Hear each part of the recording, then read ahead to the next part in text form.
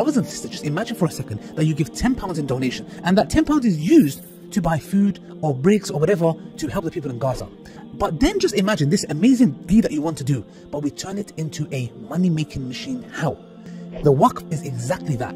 They take your money, and the money that we are going to put in this waqf, this building, and every single time the money generated from that waqf, that building, is going to go to our Palestinian brothers and sisters for the next 20, 30, 40, 50, 60, 100, 150 years. And this will be a form of true sadaqah jariyah. Click the link below and donate. Assalamu alaikum wa rahmatullahi wa barakatuh, brothers and sisters and dear friends. I hope you guys are well, inshallah. We are going to be reacting to the debate between, what's his name?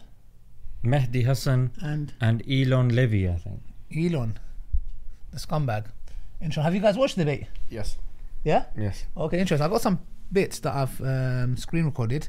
Let's inshallah react to it, because I think it was, I think, who do you think won? Mahdi Hasan. All day, every day, innit? Yeah, just like with you and Craig David. Okay, here's the first part, yeah? Convince the people of Gaza terrorism is a dead end. There is no light at the end of that tunnel. Mahdi, you also get to respond. You can respond. I think Peter made the point very eloquently. It's a nonsensical war aims. The real war aims, of course, are what the Israeli ministers say. When Smotrich says the aim of the war is to annihilate Gaza, that is the aim. I take him at his face value. When he literally said that. And when they say this stuff, when they talk about resettling Gaza, when they talk about staying in Gaza, that is what they mean. This is not about... Can I finish an answer, Elon? He's trying to occupy the debate. One time, not government policy and goes against government. I would just say this. Yeah, let him finish, if you want to convince the people of Gaza that terrorism is a dead end, then stop inflicting terrorism on them. Like, he has some sick one bars. Like, what did you think of that specific? Because there's two more. No, there's a few. There's that I saw. Do you want to watch it all together? Yeah, why not? Why not? Okay, let's go through the next one. Okay. Their hostage picking. If you want to show them you care, you're welcome to put it on their Put it on. Show them you care. I am in daily contact with the families. I tell them I will do whatever it takes to help you get your kids home. Okay. Elon, allow him to respond. You've got your bit of stagecraft. So please take it. Let's be clear. You saw the very, very performative outrage there from Elon there. To be clear, don't you lecture me about hostages when your government has killed more hostages than it has rescued. That's on you. That's on you. I will happily support this pin because I support the release of all the hostages, and I support the release of thousands of Palestinian detainees being raped and tortured and children. Do you support that? Do you support the release of Palestinians? I do not support, do you support the release of Palestinian children? Let's get some space here. You can't answer the question. I support the release of... He should have told him, you know, when he's grabbing onto him, he's like, don't touch me. Yeah. Why is he grabbing onto him? Right when he drops the bombshell, right at the end, that are you going to support the release of the thousands of detainees? He goes, yeah. He didn't even condemn the... Don't get too close. Yeah, he didn't even condemn the rape and the things that's been happening. And that Sidi Tamam camp. Yeah, and the last video. Of Israel in Gaza justified.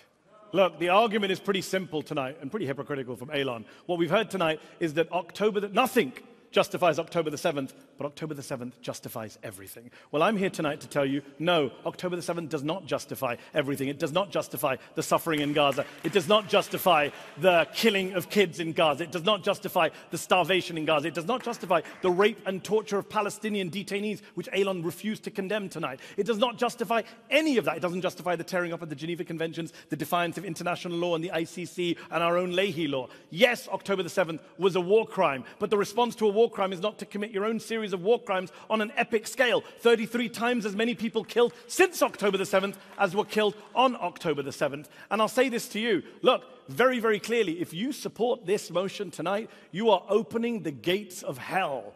Not just in Gaza, but globally, because every dictator and tyrant around the world will say, Israel's actions were justified? Then so are mine. Putin, Assad, Kim, they'll all say, Israel killed kids. Israel killed aid workers. Israel killed journalists. So can we. And I will be very clear. I will be very clear with you tonight. If you are here tonight, ladies and gents, if you're here tonight to defend what Israel's done, knowing full well what Israel has done, if you're defending the human suffering in Gaza, the amputation of little kids, if you're doing that in full knowledge, then you're not just here to defend the indefensible or justify the unjustifiable. I'm sorry, you're a sociopath. And I will say to you, I mean, what do you make out of that? I mean, the one of the main points that I loved was they say nothing justifies October the 7th, but everything. Bro, I was like, wow, that's actually the hypocrisy, bro. Nothing justifies what they did on 7th of October. Okay, but they justify everything they do because of October the 7th. That's right. I mean, just recently, what happened with in Lebanon with the attacks, the IDF attacks on Lebanon. Yeah. We don't call that the 22nd of, I don't know, whatever, September. Yes. We don't have a name for that, even though like maybe 300-400 civilians died in one day, which is comparable with what they call October the 7th. Yes. So why don't we have dates that we can also commemorate in that way? Yeah. You know, you have to say that, actually, to be honest with you, the pro-Zionist, if you like, propaganda in this very specific regard has been successful, that they've been able to coin certain terms. They've said October the 7th, the human shield, these kind of buzzwords and things that we have to deconstruct that, and we have to reconstruct our own versions of that. Because if October the 7th becomes a buzzword such that 1,000 people's death, with I don't know how many of it, 1/3 of it is, you know, military targets anyway. Yeah, and the rest now comparable. They kill them, so. Now we can use this, as he's mentioned, to justify the killing of 30 times more than that. Then this is ridiculous. It's a double standard of tremendous proportions. So I mean, now the reason why Lebanon is very relevant is because Lebanon is a sovereign state which has not declared war. I mean, take the example of the pager thing, for example. Yeah, exactly, right? bro. Look, the pager thing. Let me ask you a question, and let's think about this together, right? The pager thing. If one of these, let's say, Hezbollah targets had been in the United Kingdom, in London, rather than Beirut, he'd been in London, and he'd been on a train in London, and then they detonated the bomb. That's just for the sake of argument. Bro, go down in history. And then one of the children on the bus, one white boy, white English boy, was killed.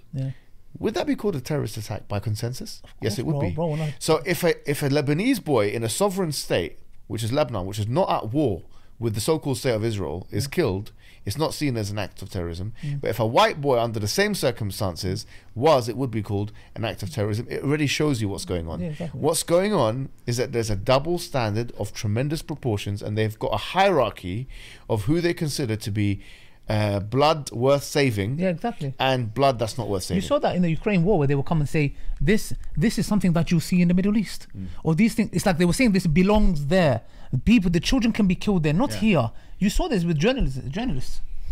I think Norman Finkelstein said this as well. He said that in 6 months, the children that have been murdered, butchered in 6 months in Gaza are more than all the other war zones over 3 years multiplied by 4.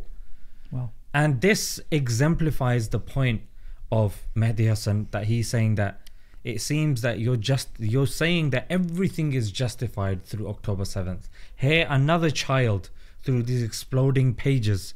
This is warfare by a complete rogue state that's not being held to account. In fact, Israel is a threat to the Middle East. Let me tell you guys something. Yeah. It was. And also, like, why did you find that? Was it the head of, not head of CIA, but someone connected to CIA? He said this could be seen as like this is one of the greatest acts of terrorism. The pager thing exploding. So you're basically planting explosives in pages, bro. No one's free. I think in 2022 there was a vote to turn the Middle East into a nuclear-free zone, but there was only one country that voted against that. 2 guesses. It's a hard one. It was Israel. Oh no, really? I was thinking Lebanon. So the country that's saying, oh, we're surrounded, and oh, this is happening, and they're the ones attacking in Syria. There are reports to suggest that they are even like ISIS, people that are injured members of ISIS. They're taking them in and they're healing them and they're helping them. They're they've got issues going on in Syria. They've got issues going on in Lebanon. They've got issues going on in Gaza. It seems like these guys are the thorn in the backside of the Middle East. Everywhere. And this thorn, and this thorn needs to be removed. Yeah, exactly. I mean, yeah, like to me, that he wiped the floor with them, and nothing can justify it. And you know, you can see this guy doesn't. He's talking about hostages. And when I say the thorn needs to be removed, I mean the issue needs to be corrected just before they say that. No, Zionists, well, whoever they are, they need to be arrested, get rid of them. Yes. Legally, you know, in that instance. And you can see they are the thorns. Those they are the thorns, and the whole world has woken up to this. You know, this word of anti-Semitism, it's lost its value.